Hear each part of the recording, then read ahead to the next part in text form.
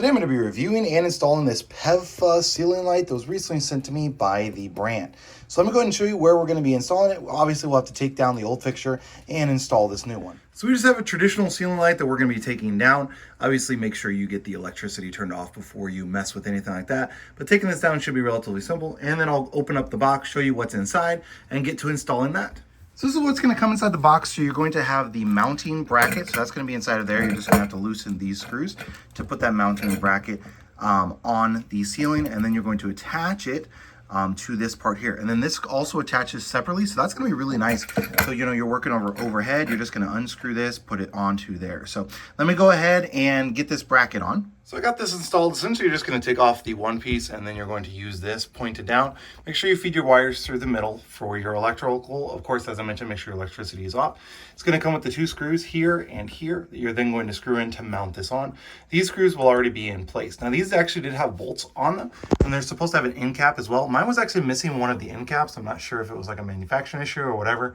So I'm gonna have to contact the company to get an extra end cap. They're like little black caps that go on.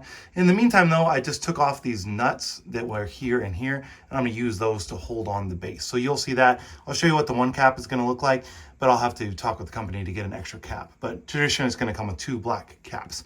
Let me go ahead and get the next part. And one thing I do want to mention here, obviously the light that I did have on here was bigger around. So I'm going to have to like touch up some paint all the way around this. Just from like the previous times it's been painted, you can kind of see how the paint changes color on here. You can also see how I end up putting those nuts here and then on this side instead of that black cap. Although I wish it would have actually came with what it was supposed to.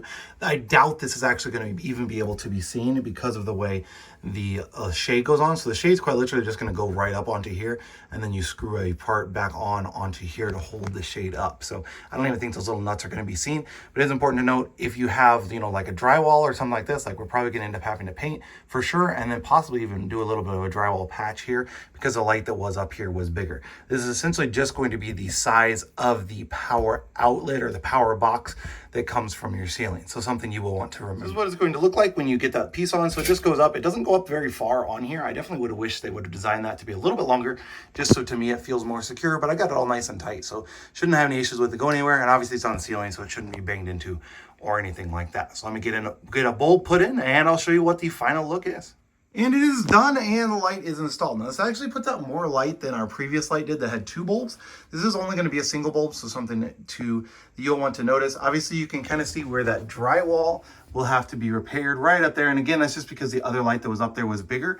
In your case, you might not have that issue, but something just you'll want to keep in mind on that. But this is going to be the final look. I do love the light, like the way the crystals, I don't know if they're actually what they're actually made of, but the crystals are on the outside and make a really cool reflection on the wall and on the ceiling. And then of course it does put out a good amount of light down into this hallway as well. So overall, definitely a really great looking product. The black on black is really nice. And as I said, you're not really gonna notice those two little nuts up there. So that did work out, even though we were missing that black piece. Certainly not the end of the world in our case, because you're totally not gonna be able to see that with how it is behind this little shade. So overall, definitely a really great light.